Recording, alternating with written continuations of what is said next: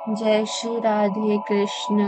आज हम लोग चौथा अध्याय नंद आदि के लक्षण, गोपी युद्ध का परिचय, श्रुति आदि के गोपी भाव की प्रति में कारणभूत पूर्वपात वरदानों का विवरण सुनते हैं। भगवान ने कहा, ब्राह्मण सुबल और श्रीधामा नाम के मेरे सखा नंद तथा उपनंद के घर पर जन्म धारण करेंगे। इस प्रकार और भी मेरे सखा, जिनके नाम सतो कृष्ण, अर्जुन एवं अंशु आदि हैं, वे सभी 9 नंदों के यहाँ प्रकट होंगे। ब्रज मंडल में जो 6 वृक्ष भानु हैं, उनके गृह में विशाल ऋषि, तेजस्वी देवप्रस्थ और वरुतक नाम के मेरे सखा अवतरीन होंगे। श्री ब्रह्मा जी ने पूछा, देवेश्वर, किसके नंद कहा जाता है और किसके उपनंद तथा वृषभानु के क्या लक्षण है? श्री भगवान कहते हैं, जो गौशालाओं में सदा गौओं का पालन करते रहते हैं एवं गौ सेवा ही जिनकी जीविका है, उन्हें मैं गोपाल संज्ञा दी है। अब तुम उनके लक्षण सुनो। गोपालों के साथ 9 लाख गायों के स्वामी को नंद कहा जाता है। 5 लाख गौओं का स्वामी उपनंद पद को प्राप्त करता है। वृषभानु नाम उसका पड़ता है, जिसके अधिकार में 10 लाख गौएं रहती हैं। ऐसे ही जिसके यहाँ 1 करोड़ गौओं की रक्षा होती है, वह नंदराज कहलाता है। 50 लाख गौएं के अध्यक्ष की भानुवर संज्ञा है। सुचंद्र और द्रोण, ये 2 ही ब्रज में इस प्रकार के संपूर्ण लक्षणों से संपन्न गोपराज बनेंगे और मेरे दिव्य ब्रज में सुंदर वस्त्र धारण करने वाली शचंद्र नमा गोप सुंदरियों के 100 युद्ध होंगे। श्री ब्रह्मा जी ने कहा, भगवान, आप दीन जनों के बंधु और जगत के कारण, प्रकृति के भी कारण हैं। प्रभु, अब आप मेरे समक्ष युद्ध के संपूर्ण लक्षणों का वर्णन कीजिए।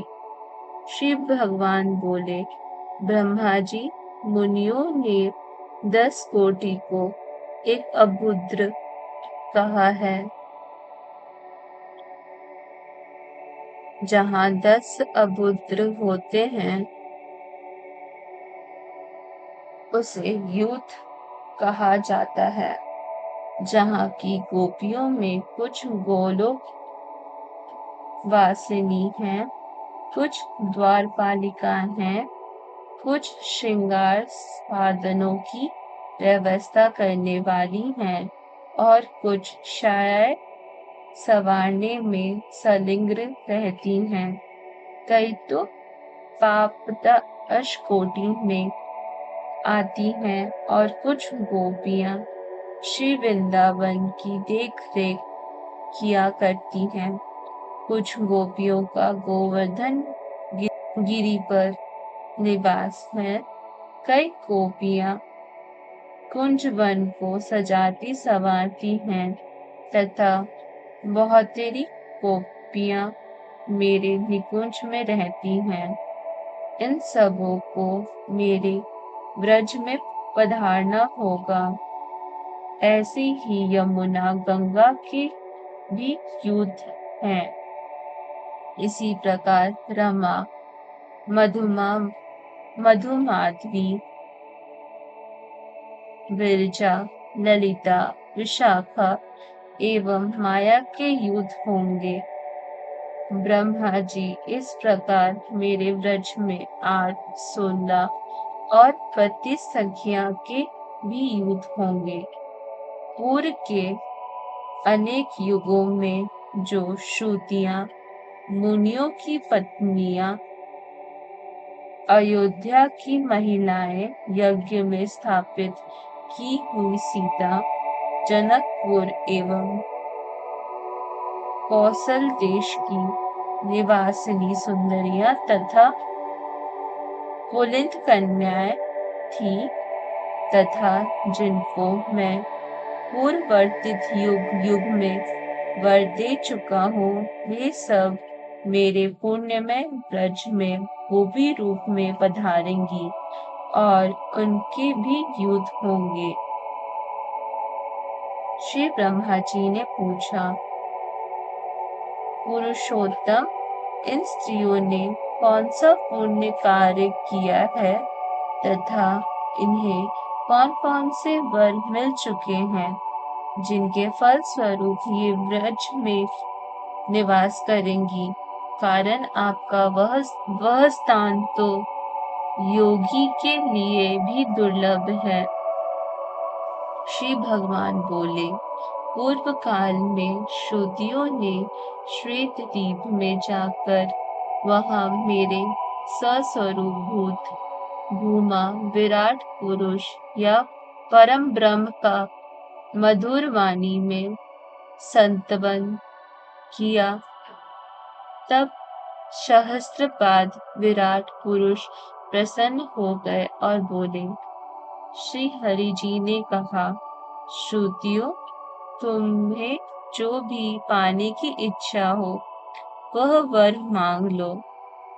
जिनके ऊपर मैं स्वयं प्रसन्न हो गया, उनके लिए कौन सी वस्तु दुर्लभ है?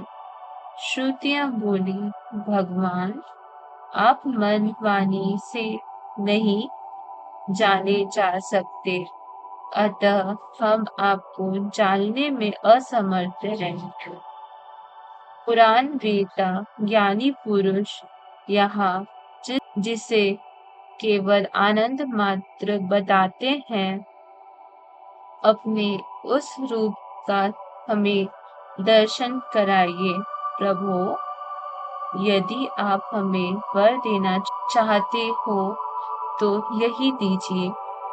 श्रुतियों की ऐसी बात सुनकर श्री भगवान उन्हें अपने दिव्य गोलोक धाम का दर्शन कराया, जो प्रकृति से परे हैं।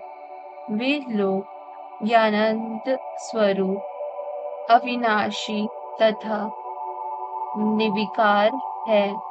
यहाँ वृंदावन नाम का वन है, जो काम पूरक कल्प वृक्षों से सुशोभित है, मनोहर निकुंजों से संपन्न है। वह वृंदावन सभी ऋतुओं में सुखदायी है। वहाँ सुंदर झरनों और गुफाओं से सुशोभित गोवर्धन नामक गिरी है। रत्न एवं धातुओं से भरा हुआ वह श्रीमान पर्वत सुंदर पक्षियों से आवृत है। वहाँ स्वच्छ जल वाली श्रेष्ठ नदी यमुना भी लहराती है। उसके दोनों तट रत्नों से बंधे हैं। हंस और कमल आदि से वह सदा व्याप्त रहती है। वहाँ विविध रास रंग से उन्मत्त गोपियों का समुदाय शोभा पाता है। उसी गोपी समुदाय के मध्य भाग में किशोर वय से सुशोभित भगवान श्री कृष्ण विराजते हैं। उन श्रुतियों को इस प्रकार अपना लोक दिखाकर भगवान बोले, कहो तुम्हारे लिए अब क्या करूं? तुमने मेरा यह लोक तो देख ही लिया, इससे उत्तम दूसरा कोई वर नहीं है। श्रुतियों ने कहा, प्रभु आपके करोड़ों कामदेवों के समान मनोहर शिव विग्रह को देखकर हमें कामनी भाव आ गया है और हमें आपसे मिलने की उत्कट इच्छा हो रही है। हम विरह ताप संतत हैं, इसमें संदेह नहीं है। अतः आपके लोक में रहने वाली गोपियां आपका संग पाने के लिए जैसी आपकी सेवा करती हैं, हमारी भी वैसी ही अभिलाषा है। श्री हरि बोले, श्रुतियों तुम लोगों का यह मनोरथ दुर्लभ एवं दुर्घट है, फिर भी मैं इसका भली भांति अनुमोदन कर चुका हूँ, अतः वह सत्य होकर रहेगा। आगे होने वाली सृष्टि में जब ब्रह्मा जगत की रचना में संलग्न होंगे, उस समय सरासवत कल्प बीतने पर तुम सभी श्रुतियां ब्रज में गोपियां हो आओगी। भूमंडल पर भारतवर्ष में मेरे माथुर रम्य मंडल के अंतर्गत वृंदावन में रास मंडल के भीतर मैं तुम्हारा प्रियतम बनूंगा। तुम्हारा मेरे प्रति सुदृढ़ प्रेम होगा, जो सब प्रेम से बढ़कर है। तब तुम सब श्रुतियां मुझे पाकर सफल मनोरथ हो आओगी। श्री भगवान कहते हैं, ब्रह्मा जी, पूर्व कल्प में मैंने वर दे दिया है, उसी के प्रभाव से वे श्रुतियां ब्रज में गोपियां होंगी। अब अन्य गोपियों के लक्षण सुनो। त्रेता युग में देवताओं की रक्षा और राक्षसों का संहार करने के लिए मेरे स्वरूप भूत महापराक्रमी श्री रामचंद्र की अवतरण हुए थे। कमल लोचन श्री राम ने सीता के स्वयंवर में जाकर धनुष तोड़ा और उन जनक नंदिनी श्री सीता जी के साथ विवाह किया। ब्रह्मा जी उस अवसर पर जनकपुरी की स्त्रियां श्री राम को देखकर प्रेम विहीन हो गईं। उन्होंने एकांत में उन महाभाग से अपना अभिप्राय प्रकट किया, राघव आप हमारे परम प्रियतम बन जाए। तब श्री राम ने कहा, सुंदरियों तुम शोक मत करो, द्वापर के अंत में मैं तुम्हारी इच्छा पूर्ण करूंगा। तुम लोग परम श्रद्धा और भक्ति के साथ तीर्थ दान तप शौच एवं सदाचार का भली भांति पालन करती हो, तुम्हें ब्रज में गोपी होने का सुअवसर प्राप्त होगा। इस प्रकार वह वर देकर धनुधारी करुनिधि श्री राम ने अयोध्या के लिए प्रस्थान कर दिया। उस समय मार्ग में अपने प्रताप से उन्होंने भृगुकुल नंदन परशुराम जी को परास्त कर दिया था। कौशल जनपद की स्त्रियों ने भी राजपथ से जाते हुए उन कामनीय कांति राम को देखा। उनकी सुंदरता कामदेव को मोहित कर रही थी। उन स्त्रियों ने श्री राम जी को मन ही मन पति के रूप में वरण कर लिया। उस समय सर्वै श्री राम जी ने उन समस्त स्त्रियों को मन ही मन वर दिया। तुम सभी ब्रज में गोपियां हो आओगी और उस समय मैं तुम्हारी इच्छा पूर्ण करूंगा। धन्यवाद। जय श्री राधे कृष्ण।